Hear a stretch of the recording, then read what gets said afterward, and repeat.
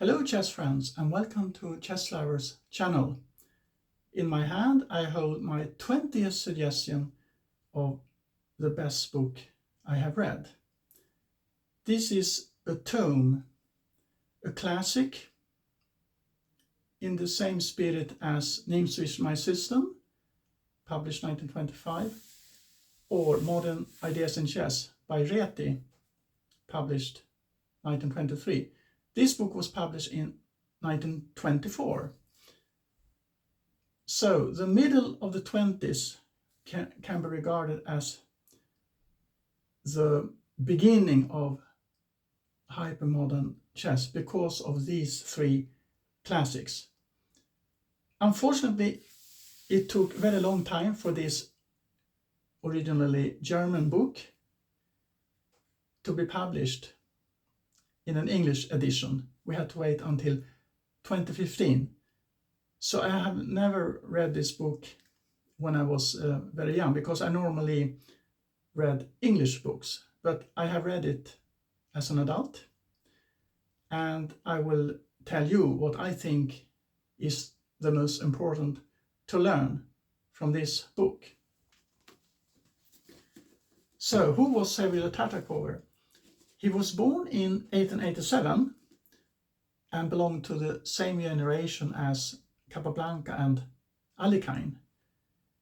The 80s in the 19th century was a really great generation with many incredibly good chess players.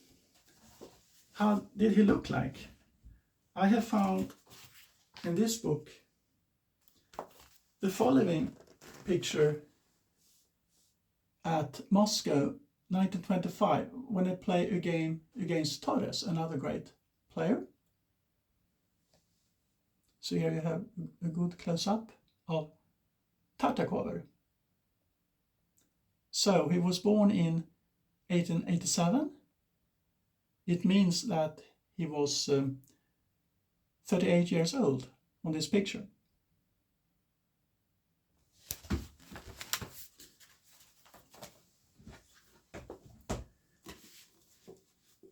A foreword has been written by the Dutch Grandmaster Hans Rie, and I will read what I have highlighted in his foreword. For example, he has written that Tartakower himself explained that the title referred to Savielly Tartakower's book De moderne Schachpartie, published in 1913. So if you translate Tartakower's book, De moderne Schachpartie, into English, the title will be the Modern Game of Chess. So we still don't have an English edition of this excellent book. So far I haven't talked so much about Tartakower. He has written another book though, which is translated into English and more suitable for beginners and club players, The Game of Chess. But we are missing the word The Modern Game of Chess. We are still waiting for that edition to be published. But somebody must translate it, obviously. So, what has Hans Rie written further in the foreword of this magnificent book, The Hypermodern Game of Chess? Yeah, he writes that Tartakower, born in 1862, could consider himself modern. Then the younger stars, like Tartakower, would be hypermodern. So here we understand that Tartakower is a classical player in the tradition of Steiner's school and belonged to one of his disciples. And Steinis himself regarded his new thoughts on chess, the scientific tendency, which started to take place around from 1872 and forward. So Tartakower is a classical player, and it was modern for them then But of course, we would not call them modern, we would call them classical. Because after modern, we have a further development in chess, which took place in the middle of the 20s, called hypermodern. So it's very important to understand this distinction between modern and hypermodern. You could, in our time, just say classical and hypermodern chess. Hans Rie writes further that it is a serious book that offers more than 100 well-annotated games, endgame lessons, and detailed opening analysis, which made it a manual of all current openings of that time. Something that was still possible in 1924. Yeah, this is, can you imagine, 101 years ago. Time runs so fast. It is also a light-hearted book, a treasure of aphorisms, photos, and brief biographical sketches of the great players and contemplations about the world outside chess.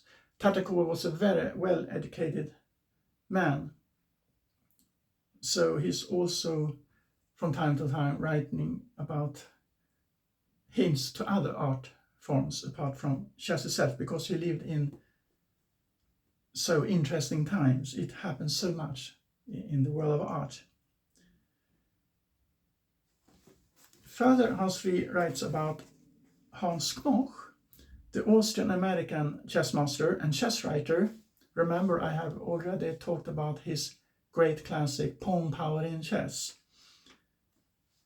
who knew Tartakower well, wrote about him: he could make a rather serious complaint and explain his case from many different angles, in all earnestness and without making any joke at all, keep his audience bent over with laughter, with his scintillating way of reasoning, the elegant somersaults of his logic, and his unexpected conclusions.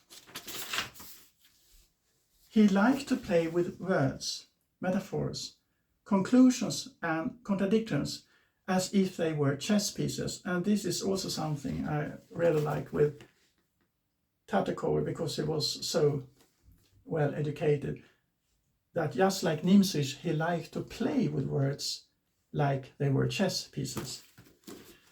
And of course, this has been problematic for the translator Gerd Becker, who in a chapter called From the Translator, written in Berlin, Germany, August 2015, the same year as the book was published. While Tartakower's writing itself is majestic, as it is multifaceted, it may fairly be subjected to some criticism.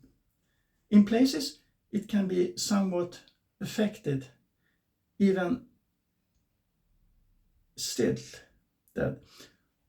or reflect a certain dandyism of his own, and it is not always clear where his own fancy ends and humor begins.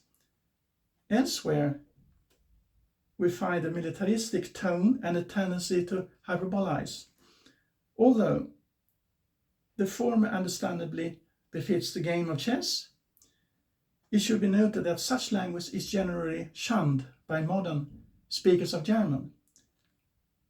Had he written this tome some 30 years later, he would have, to be sure, forgone this form of rhetoric. Yeah, maybe this is right, maybe this is not right. This is the translator's opinion, and he also discusses some concrete German words, why they have been difficult to translate. Anyway, I'm sure he has done a good job to translate this into English edition. Now we will turn to Tartakower's introduction, and here you can also see another close-up of him.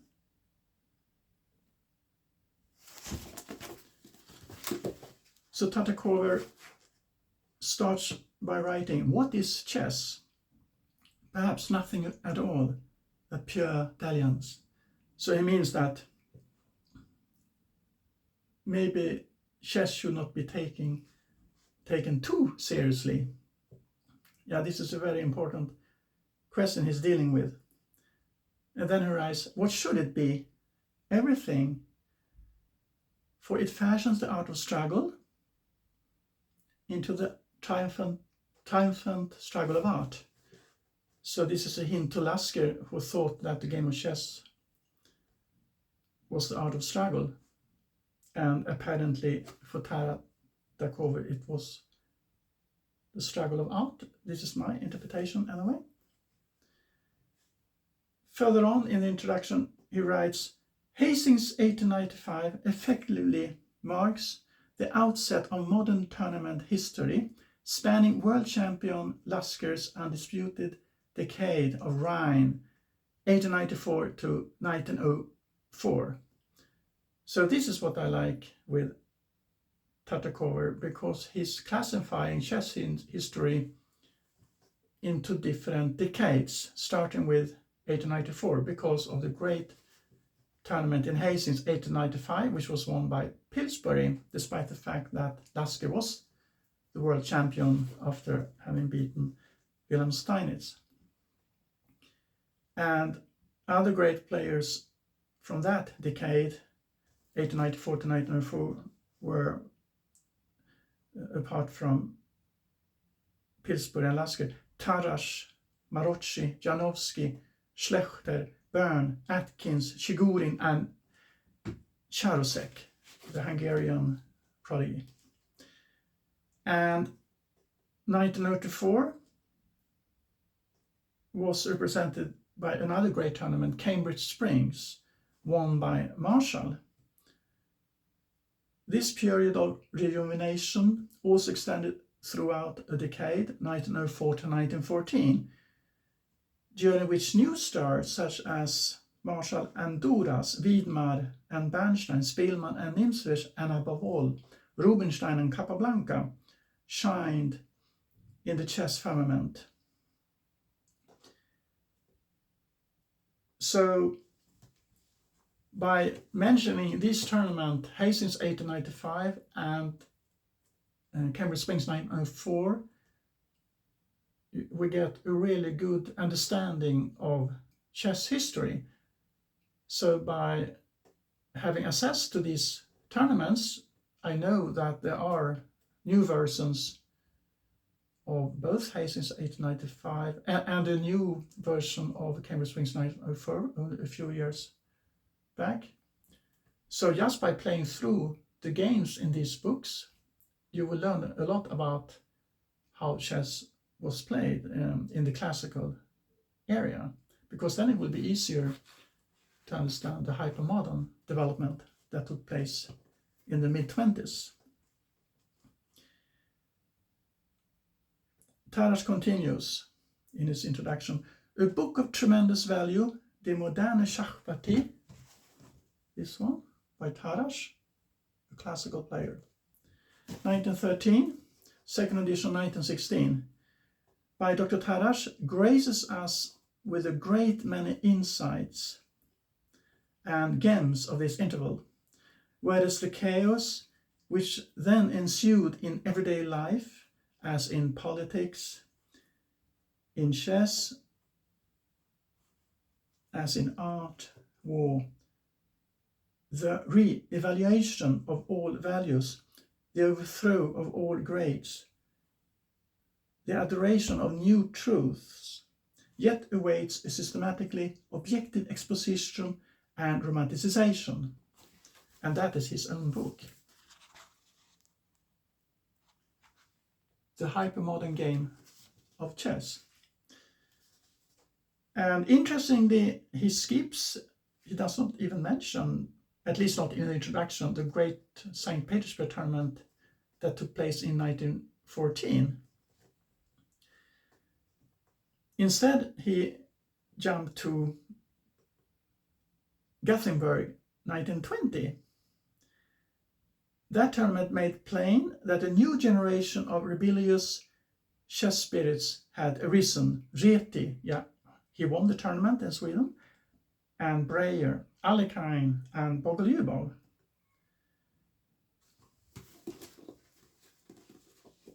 And then he mentioned the epoch 1914 to 1924.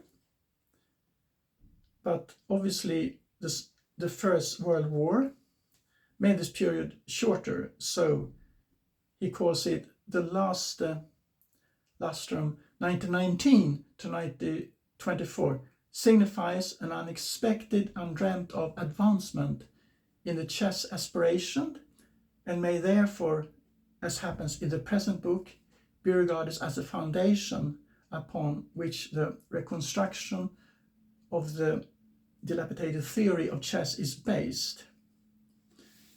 So now we have come to this book, 1924, and another great tournament was played in that year, New York, 1924.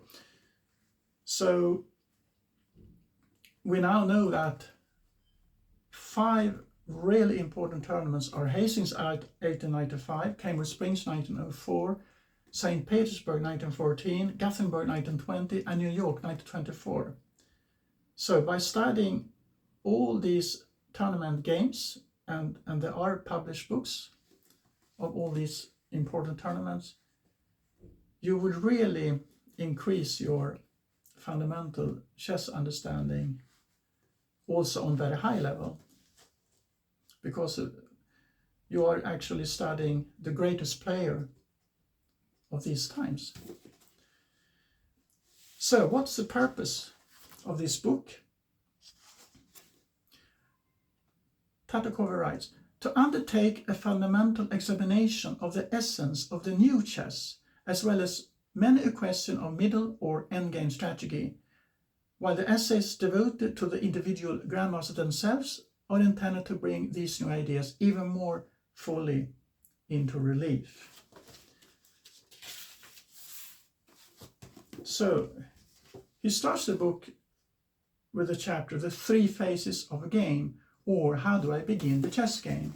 Here you can see that I have highlighted very much, because I think this is important. In classical chess, the aim was to strike some kind of strategic plan in the opening stage of the game, or, as is commonly said, to open the game well. Whether this game plan be devised by biomorphy, whereby concentric piece deployment was designed for a direct attack on the castle position, or by a Rubinstein, whereby the creation of pawn witnesses in the enemy camp contain the prescient purpose of conducting a favorable endgame. In a middle game, whose combinatory double edge causing great anxiety for both parties, the profounder game plan should then achieve some tactical utilization, or if still not direct decisions, made a considerable material gain result. Then technique in the art of the endgame supervened. So it's mainly mentioning morphy, which focus on the attack after development, and Rubinstein, who mainly focused on winning a pawn and then to exploit it by sheer technique. And he writes like this, that in short, strategy, tactics, technique, such was the common tripartite structure of a chess struggle. And that is very good formulated by Tartakower. Another thing I have highlighted is this. Hence, the now ever as popular flank development, fianchetto, of the bishop pair.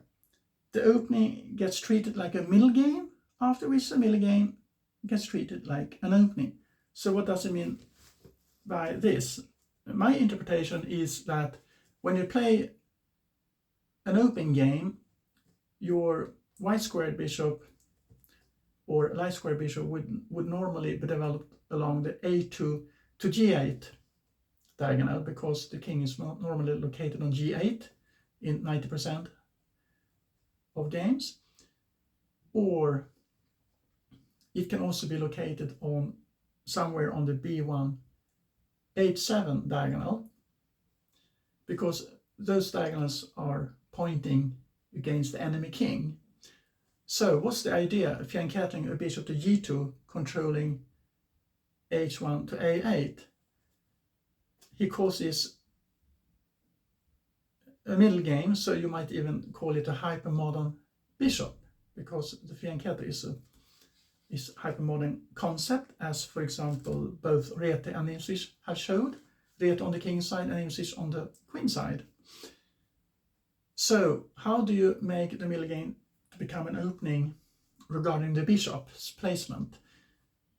Later on in the game, if the G2 bishop is maneuvered to E4, or even better D5, you will be on one of these attacking diagonals. So this is a very important hypermodern concept, that you essentially postpone the opening by playing the middle game first. I think this is a very clever notion written by Tartakower indeed. He also has written the following regarding defense in chess. Empirically, nearly every position contains considerable power or resistance, which correspondingly intensifies in proportion to the surge in hostile threats, the law of the heightened resistance, which explains why a general assault lacking proper artillery support usually bears no more effect than a fruitless running amok. So he means that that the defensive resources are actually very strong, but in former times, especially before Steinitz theories became everyday knowledge, it was common to overestimate the attacking chances. And also Yusupov has mentioned this, that there are more defensive resources in chess than you might think. So this is a very important notion as well. And I have also highlighted the following. In line with the reasoning above, he's referring to classical chess, e4, e5, or d4, d5, when you place a pawn in the center. Baroque flank moves such as 1c4 and 1b4, the orangutan, which had at one time been played solely out of dandoism or for hollow effect, have been gaining in substance, while the superficially innocent one knight f3 has become the basis of a formidable system of blockade, Reti. So obviously he's also writing about these hypermodern openings, and it starts off with Alakine's defense. And it's very interesting what he's writing about e4, knight f6. And I would even recommend, if you are curious and want to play Alakine defense, I would rather recommend the writing by Tartakower, because it's so insightfully written, and this is the beginning of the analysis of this opening, originating with Alakine himself. And it's interesting that Alakine, as Tartakower has written here, actually recommended the following combination: e4, knight f6, e5, knight d5, d4, d6, 4, knight f3, which is nowadays the main variation. But Tartakower doesn't mention this variation so much, only some game fragment. So he's focusing, of course, on the 4 pawns attack. And after the moves e4, knight f6, e5, knight d5, he analyzes 3, c4, knight b6. And then he writes, a characteristic of the position, there is a silver lining of the offside position of the b6 knight. Yeah, here he actually hints to Taras, who famously said that a knight placed on b6 is badly placed, is always badly placed. As white had to play the weakening move c2 to c2, just as in the line in the Scandinavian defense, e4 to d5, e takes d5, knight f6, d4, knight takes d5, c4, knight b6.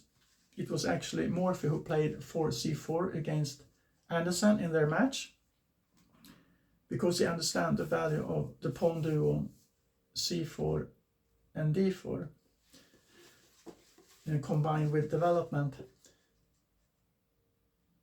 And it's very interesting that Taras calls in the Alakine defense 3, c2 to c4 as a weakening move. After all, as the Soviet school discovered in the 50s, a weakness is only a weakness when it can be attacked. And this book was written in 1924, so that is interesting. But anyway, Tartakower shows some games and game fragments, and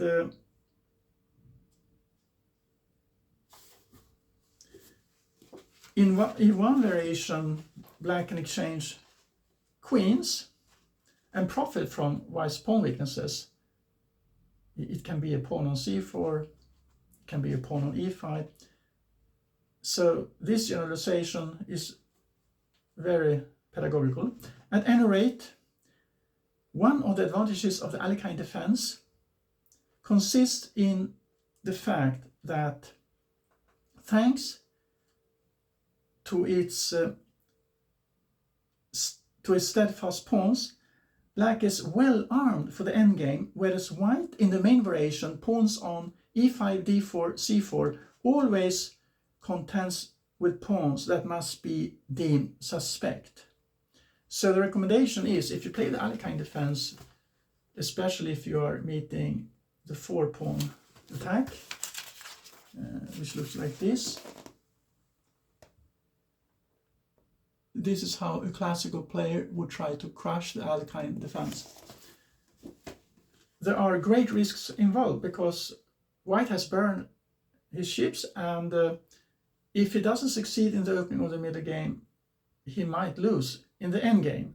Such a generalization is very important to know, and I can really recommend what Tartakower has written. And it's very interesting that he also talks a lot about e4, knight f6, d3, because if black responds to e5, white can play 3 f4 and play an active Philidor defense with an extra move.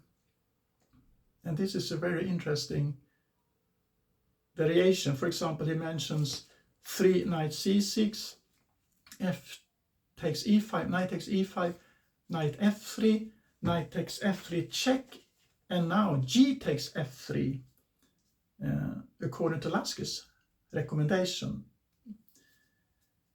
because it gives white an elastic position in the center. Such variations are very interesting to read about, and this book is full of them. And also after e4, knight f6, d3, he talks about 2 d5, and then white obviously play e5, and after knight f d7, it's difficult for black to control the f5 square with a knight, so white can continue with d4 or f4, and in one game fragment he talks about an incredible knight maneuver when white already have pawns on c3, d4, e5, f4, the knight maneuver, knight a3 to c2 to e3 to g2, and after f4 to f5, knight to f4. So he shows a very beautiful game after e4, knight f6 to d3. So when you read what Tartakower has written, how to play against the Alakine defense, you get a lot of inspiration and want to try these variations, at least in less serious games. Because I think you can be successful, because nowadays people are so focused on computer variations or the latest book on Alakine that the historical analysis are forgotten. And after all, we are dealing with the best players in the world. They were not so bad. Their analysis are still valid most of the times, I would say, because they are timeless and very sound. Computer variations can be too concrete and you have to learn them by heart. This is more about common sense and general understanding of chess on a very high level. But what is interesting is that the best variation against Alakine, according to Tartakower, is e4, knight f6, e5, knight d5, bishop c4. That is his recommendation. And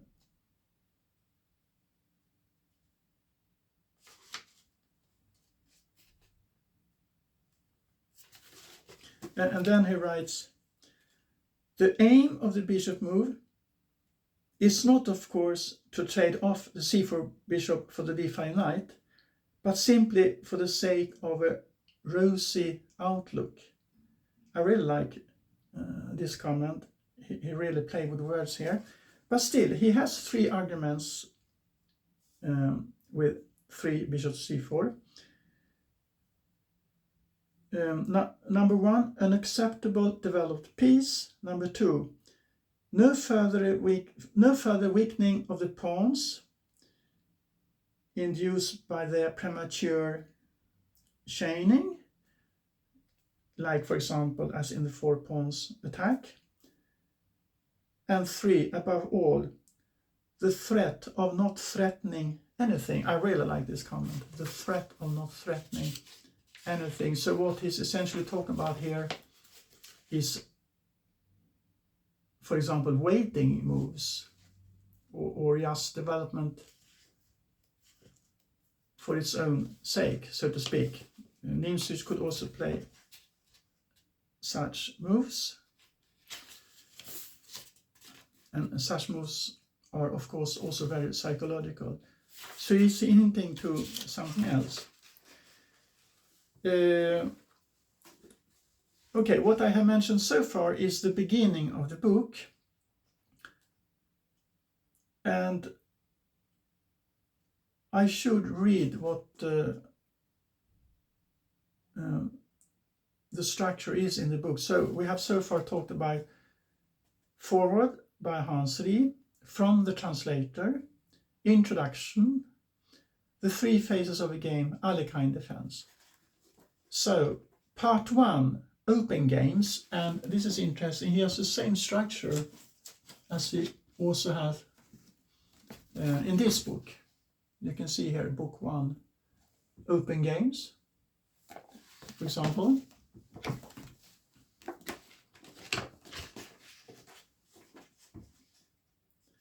Spanish torture, Spanish, José Raúl Capablanca, the accumulation of small advantages, Emanuel Lasker, the canticle of the combination, Spanish with 5, knight takes e4, probably inspired by Tartakower, Dr. Siegbert Tartakower and Gese Maroshi as hypermodernists. What constitutes a mistake? Spanish exchange variation, probably inspired by Lasker, Steiner's defense, the doctrine of weaknesses, and this chapter here I have written very important on page 90. So when I was reading this chapter, I understood that I had missed a very important concept. If I had known it earlier, my games would have looked completely different. So what I'm sharing with you now is so important you can't imagine. The doctrine of weaknesses. reflections upon the Alakine game. What we could gain, in particular, from the Alakine game is a peculiar enrichment of our concept of weakness. After the course of the opening, who could have dreamt that such a sound, protected and well-maintained c2 pawn should gradually and imperceptibly be considered the chronic weakness of the whole game, that in fact the game's very outcome be tied to its fate. And I can show you here. So we are talking about Alakine, Karlsbad, 1923. And you can see here I have written that c2 is a weakness with double exclamation mark because it's so remarkable. But if we look later on, we don't see anything particularly weak with c2 here. But the third diagram, we can see that black has pawns on d4 and b4, and the c2 pawn has become backward. But if you are aware that the c2 pawn is a potential weakness before you actually made it physically backward, it's another story. Then you have a great advantage to an opponent who is not aware of this way of thinking. Tarrasch writes further about the doctrine of weaknesses. The greatest secrets of the hypermodernists, by which they have also wonderfully intertwined the combinational play of a Morphy with the positional play of a Steinitz, is perhaps the discovery of the law that admit not only the existence of stereotypical weaknesses, but also especially those weaknesses which can be imposed upon the opponent. For their doctrine reads, everything can be branded a weakness. What is a weakness? In the broader sense, anything that can be object to an effective attack that avoids immediate risk of suffering a bloody dispatch. The king is the weakest piece, proclaimed Morphy, who attacked it and won. The pawn is the weakest piece, proclaimed Steinitz, who attacked it and won. Everything is weak. Everything can be made weak, proclaimed the youth who attack everything and prevail. So he mentions Morphy, who regards the king as the main weakness. He mentions Steinitz, who regards the pawn as the main weakness, and probably also Rubinstein, as we mentioned before. And he probably talks about himself, Tartakower, when he mentioned that everything can be regarded as a weakness. So he extends the concept of what a weakness can be.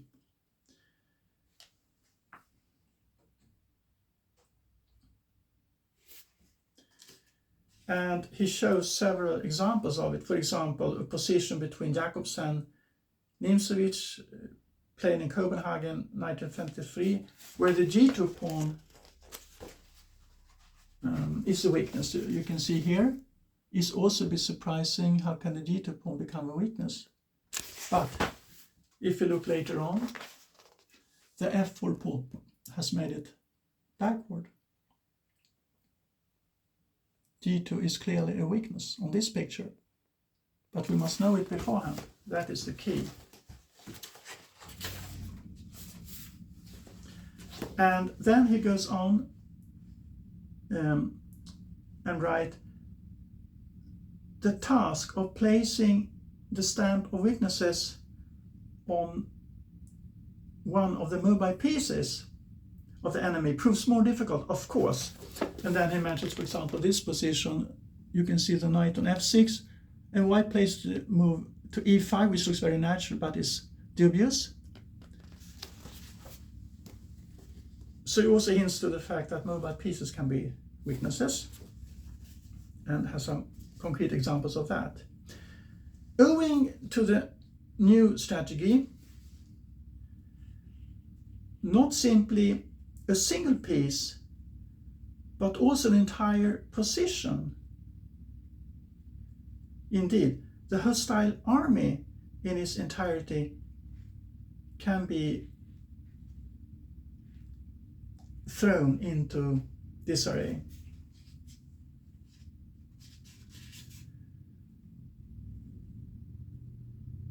And then he writes that in the games contained in this book, the reader will discover for himself further examples of this novel, but by no means commonplace chess strategy. Even how an entire rank of pieces can be made to suffer. So this is very important advice from Tartakower. I should continue to read. So after the doctrine of weaknesses, he continues with Spanish 3 and 4 knights game, a victory of methodology, FMW, Akiba Rubinstein, 2 knights defense, Italian game, Richard Reti. Notice how he intertwines openings with the greatest player of the time. Evans Gambit, Ponziani opening, Scotch game, Philidor's defense, George Marco, Russian game, Petrov's defense. Bishop's opening, Vienna game, King's Gambit accepted, King's Bishop Gambit, King's Gambit declined, Falkbeer counter gambit, the dance of the pieces. Part 2, half open games, French defense, the siege, 3, e4 to e5, which he calls dubious. He contradicts Nimzowitsch. Aron Nimzowitsch, Sicilian defense, Alexander Alakine, Sicilian defense, main line, Paulsen defense, graphic representation, Marocci Aeve, 1923, Rubinstein's counterplay, 2, knight f6, close variation with 2, knight c3 and d3, Sicilian gambit, Caro-Kann defense, Scandinavian defense, Nimzowitsch defense, the late Gilla Breyer. Breyer was also a famous hypermodernist who unfortunately did not have a long life. Part 3, closed games, a modern openings, life of suffering. Ernst Greenfeld, yeah, he was also part of the hypermodernist people. Miscellaneous avenue of attack, Pillsbury's defense, attack with bishop c1 to f4, Dr. Taras 3, c7 to c5, Janowski's defense 3, a7 to a6, Slav defense 2, c7 to c6, Old Shigurin defense 2, knight b8 to c6, Albin's counter gambit, Queen's gambit accepted, Queen's pawn game, Dutch defense, the 3 world champions of modern times, Indian defense, the incorrect irregular openings, atmospheric pictures. Yeah, you can just understand from the headlines that this book is actually more interesting than you can imagine. It's also full of photographies.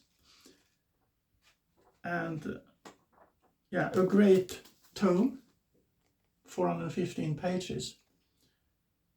So now I hope I have introduced to you the value of this book, and this book ends my series of what I believe are the 20 most important classical middle game books which has benefited me the most. So this has been a personal selection of books I have studied. There are many books out there, but I try to tell you the best books of all several thousands chess books out there. There are many good books, but a few books are classical books because you can read them over and over again and increase your fundamental chess understanding.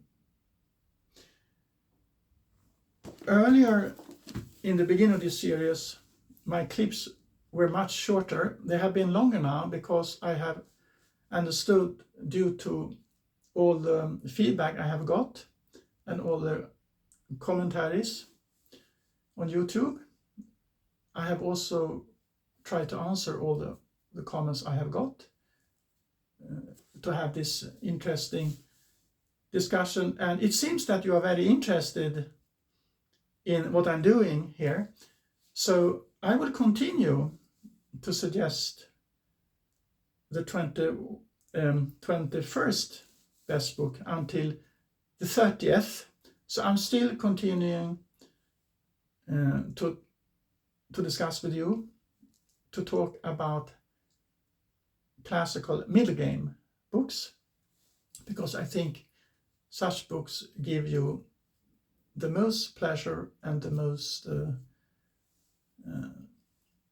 understanding of the game. Later on, my plan is to talk about tournament books, endgame books, opening books, and so on and so forth. But middle game books are still my main focus. So I hope you join me also in my future videos of what I believe are the best 21st to 30th middle game books. So see you then, and thank you very much for watching.